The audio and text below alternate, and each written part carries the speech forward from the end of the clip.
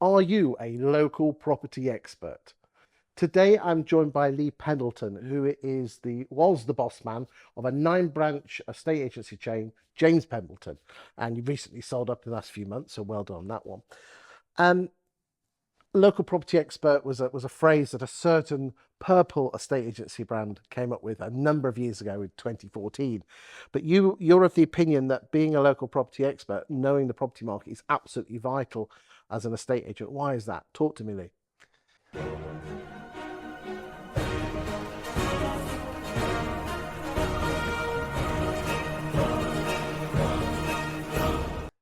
Expert is a word that's bandied around so much, isn't it? And it's a strange word, and it should be experience. That's how it should be. But I guess people Well, then say expert instead of experience. But X has been spurt drip under pressure, but exactly, whatever we call it, it shocks me that estate agents are not particularly knowledgeable. If I asked an estate agent how much of house prices risen in the last 10 years in your town, this is something you should know off the top of your head. absolutely. Ours was 400% in 20 years, on average as well. So, but again, it goes back to how much are they interested in that position? Are they just interested in the money side of it? Are they really interested in the property market? Do they really do their research? Do they understand what's going on, or is it just a job? I personally, and again, I'd like your opinion on this, but my personal opinion is, and I'm a property statistician and I do the prop show every single week as a hobby. I don't do it for payment. It scares me how many estate agents don't necessarily watch it. Mm, Or if you show them a graph, they're not interested. sure. Give them something else, like how to get more listings or how to stop losing listings. They're on it like a tramp on chips. Yeah. But it shocks me that estate agents generally are just there to earn the money, not to be local property experts or whatever you want to call them. Why is that? Non-committal. That's what it comes down to. They're not committed to doing that role. And I suppose that you're going to get that in lots of different industries, but They could be you selling double glazing, couldn't they they? might as well be. It's you've got to be successful in any position in any industry. You have to be committed to the role. You have to absorb as much information as possible.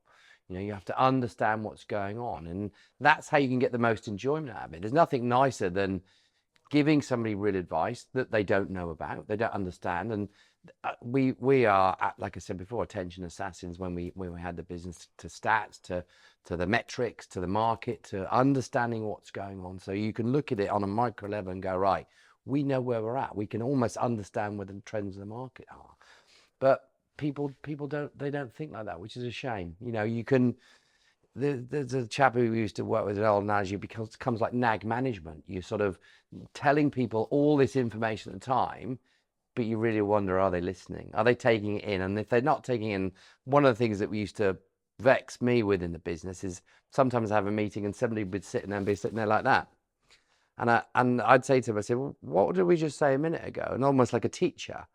And they go, oh, something about this. I said, well, if you'd have been writing it down like everybody else, you can refer to it, because unless you have this incredible memory. And one of the things that we always had is people bring their books, write the important information down, the things that actually make a difference. Because as you know, even people listening to this, they won't take it all in. They'll just take out bits that they want. Isn't it interesting that the Property Academy have their survey of 10,000 vendors every year? And without fail, I mean, this year I think it was 37% of homeowners chose their estate agent based on that estate agent's local property market knowledge. Yes. Yet, if you look at most estate agents' social media, it's listing, listing, listing. That's not property market knowledge, is it? No. Or they might get something about the UK property market. They don't want to know about it. They want to know about Tooting. People in Tooting want to know what's happening to the Tooting property Of course market. they do. Absolutely. What advice would you give to estate agents to learn the property market? You've got to immerse yourself in it fully. You've got to actually really want to understand it. And you don't have to be doing it night and day, but let's think about, if you did 30 minutes every day, post work or pre work, of knowledge about the market. Think what that adds up to into a month. Think what that adds up into a year. But if you rock up to work 5 minutes before you open, or on time, which I used to hate, you get to work early. I used to see people in other businesses, they get to work, they'd have breakfast, have a chat. Next thing you know, it's 10 o'clock. They're not committed to the business. They're not committed to the industry. Do you think they're happy? Of course, they're not happy. They're definitely not happy. They're treading water until they find their happiness. But happiness doesn't run towards you. You've got to run towards it. And you have to get it within initially. And I'd say the majority of the people who work with us at James Pendleton, they had that motivation. They had that real smart thinking about working really hard, giving really solid advice. We used to say this all the time. I'd rather give you the actual real advice than give you the wrong advice and it bites me in the future. You know, especially from the new home side of it, we used to get it all the time where you'd have a scheme that was valued, multiple units, and it'd be 20% more with another agent. And we'd say, well, they're valuing it in the future just to get your business now. Same with when you're valuing a property. It's easy to overvalue and give the lowest fee. Anyone can do that. You can do that over the phone. You don't need to go and see someone to do that.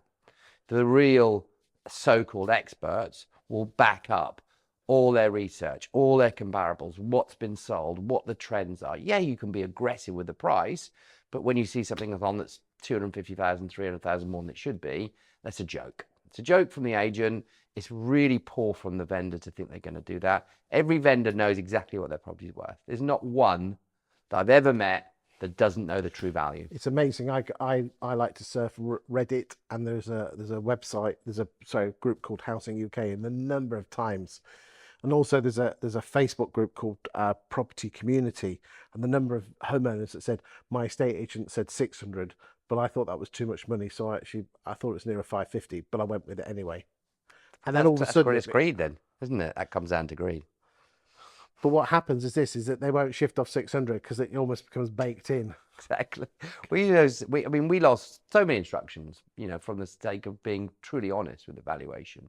There is a caveat with that, is because when a lot of people have had an agent, they don't usually want to go back to the agent that was most realistic. And that's right, because you read my mind. Because if you've got 3 agents out, A, B, and C, and they go with C because they overvalued, they don't go back to A and B. They go to D. Correct. So is that why don't you think people go back to A and B? Embarrassment. It's egg on face. It's a human trait. You're right. To go, that person was right. I'm not going to go back to them because it makes me look a bit silly that I shouldn't have chosen them. But we always track people really closely when they went on with another agent. Most of the time, we'd win it back. You know, sometimes we did. That's quite rare. So what were you doing? Because most estate agents will just say, "Give me a call if you." That's not going to happen. Comes back to communication, Chris. It's nurture and constantly. So if I lost your instruction to another agent, I'd call you every single week. Every week. Every single week until you give in or don't answer the phone. Every single week to say to try to help nurture you back. Yeah. So what are you doing on that call? Because so we're telling you about the market. We're telling you. We would tell you how many views you'd had on Rightmove. That's up to your potentially paid agent. But we would do their job for them to give you as much information as possible to try and get you back, and obviously make sure it's realistic. Again, comes down to the vendor's motivation as well. If you have a vendor that goes, right, I want £2 million and it's worth 1.5, and I'm not budging until then, say, well, good luck. Very best of luck. Those properties would never sell. Any other advice to anyone watching this on how to nurture those so it doesn't go with agent D? It's to be absolute yourself and not be somebody else, you know, is to understand that this is another human being you're in front of. So you can be, if you come across too salesy or you pushy or, needy. You know, or too needy or egotistical or, yeah, I've sold all the properties in the street. Everyone uses me. I've heard that so many times. I heard a stat that says we've got 90% of the market. Like McDonald's don't even have 90% of the market and they're the biggest trader in the planet. So to say that stat to somebody is just BS. So just being real and being yourself. You're not going to win every instruction. Be absolutely understand that. But if you can be real, you can understand where they're coming from. I think one of the key elements is if we're ever sitting down on the valuation of somebody is listen to where they're coming from. Listen to where they're going to. And really try and let that resonate with you instead of just waiting to do your pitch, do your talk. And think, yeah, I've done my pitch, fantastic, my pitch is done, tick. Sometimes you don't even have to do a pitch. You know, it's not about that. It's having the conversation with saying, okay, Chris, I know you want to move here. Okay, let's have a conversation about that, you know, and look at it in a different viewpoint. Put into the comments anything you want to say about how you can prove that you are the local property expert. Thank you for your time today.